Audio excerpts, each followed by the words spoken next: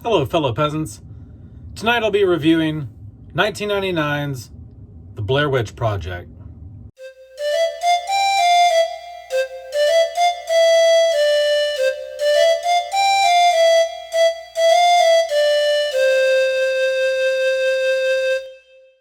Okay, guys, so I watched The Blair Witch Project.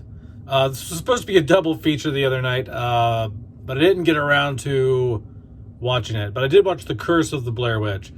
Anyway, so tonight I have watched The Blair Witch Project. So what is it about? Well, it is a found footage film. It was the OG found footage film, from my understanding. Came out in 1999. It's about these three film students who go off into the woods to make a documentary about a local legend in Maryland called the Blair Witch. And the Blair Witch is a witch that cursed this town, killed children, killed people. People go out where she was sent into the woods to die during the winter and get killed. So you don't want to go out in the woods in this area of this town, because the Blair Witch will kill yo ass. All right, so what do I like? What do I not like about the Blair Witch Project? What I like is just the simple fact that it was the first of its kind. No one had really done this before. No one had really made a full-length film to make it look like it was real documentary footage. The marketing around this film was phenomenal. Like, I remember when I was like I was like 13, 14 years old when this came out. And I remember everyone talking about, do you think it's real? Do you think it's real? Because back then the internet was so much in its infancy.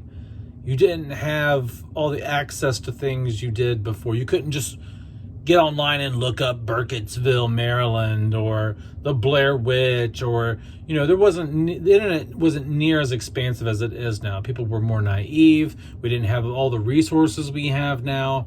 And so it was very believable that three people would go out in the woods looking for this local witch and end up missing, okay? And even when you watch the film like I just did, there's nothing in the film that's supernatural or over the top to where you're like, wow, that couldn't be real. There's no there's no witch flying around on a broom. There's no spirits flying through the woods. There's like everything in the film could have happened. So even when you walk out of the Blair Witch Project back in the day, you're still like, I don't know if this fucking shit's real or not. And so that's the genius of the Blair Witch Project is, it was the first of its kind, not only to convince you or at least have you question whether or not it was what you were watching was real. It was the first to say, yeah, we could shoot a movie about people going into the woods in, typical aspect ratio, 35 millimeter, get nice sexy shots and do a nice studio project. But we're not going to do that. We're going to make a film that looks like it was hand cut, hand done by amateur filmmakers on 16 millimeter film, and like a bunch of kids got lost in the woods, and it was fucking genius. I like the back half of the film far more than the first half. It takes a little too long to get into it. I understand that you got to set it up and all that, but it is a very boring movie for the first half of the film. The back half, when the witch starts stacking the rocks around the tent and things like that, and they start hearing the cacklings, and once things start picking up right around that mark, the film catches my attention a lot more, even though I do think that not a whole lot goes on. But that does play, like the fact that it doesn't go over the top really is great. Just like I said before, yes, is it boring? But the fact that it is boring and not much happens and what does happen isn't spectacular. It isn't supernatural, unbelievable shit. That's another pro to the film, really, is that when shit does happen, it's kind of believable, because it's like, wow, like that they could find a motherfucker's shirt with his teeth and his whatever else was, like the blood and all this stuff, whatever it was in his shirt, right?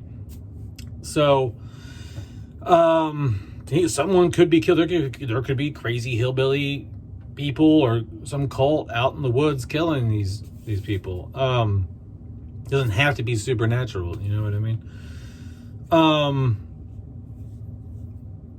The acting in it, I mean, like, is very... I remember the first time I watched the film going, well, I can't really tell they're acting. This isn't like normal acting.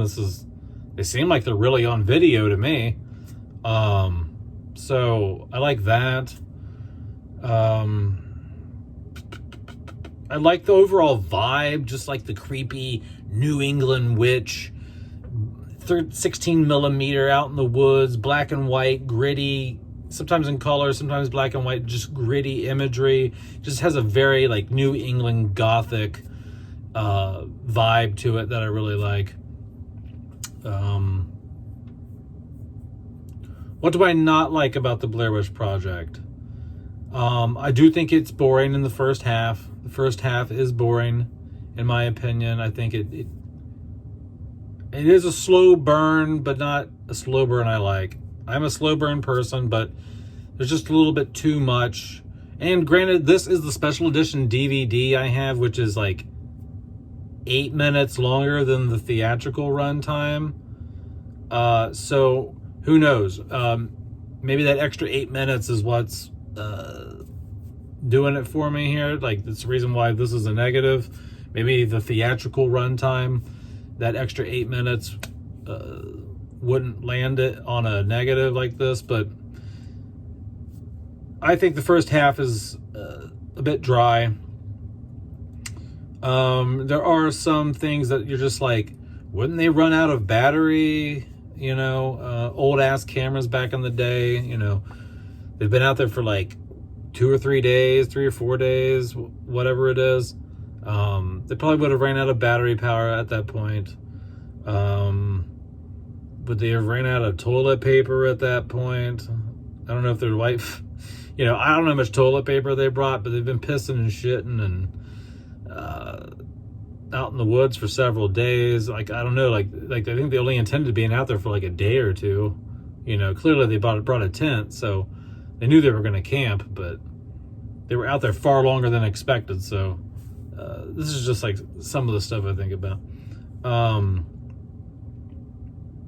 And then with them getting lost, I don't know, as someone who, I'm very good at directions.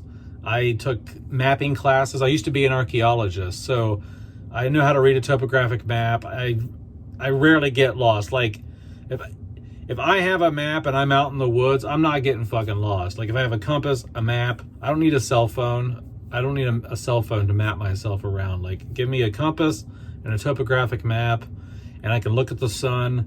And those 3 things, I will not get lost. I will know where the fuck I'm going, okay? And paying attention to landmarks. I feel like even in the film they say like the area is not that big, you know. So I feel like them getting that lost is a little sketch, you know what I mean? But yeah, I don't know. I don't really have any nitpicks. It doesn't really build up to much. You get to where like they're in the house at the end, and the ending is just a little lackluster. But overall, I would say out of like just like pure entertainment, the Blair Witch Project gets like a 7 out of 10 in my opinion. A 7 out of 10. Just for its just for the 90s nostalgia, the fact that it's the first it ever did it, the overall concept of a witch in New England, that's great. That's creepy shit. That's good stuff. And some of the creep factor, like, you know, the witch stacking the rocks, the cackling, the shaking the tent, the fact that the less is more. They're not showing you a whole lot. They show you just enough. So yeah, 7 out of 10 in my opinion. That's a solid 70%. So, but that's it, guys. Let me know. I can't fucking talk. Let me know down in the comments below what you think about the Blair Witch Project. It's all up in the horror news right now, guys. The original actors are trying to get some money, some residuals for what they haven't made over the last 25 years. So we'll see how that turns out. But anyway, guys, let me know down in the comments below what you think of the Blair Witch Project. Have a good night, peasants. Peace out. Bye-bye.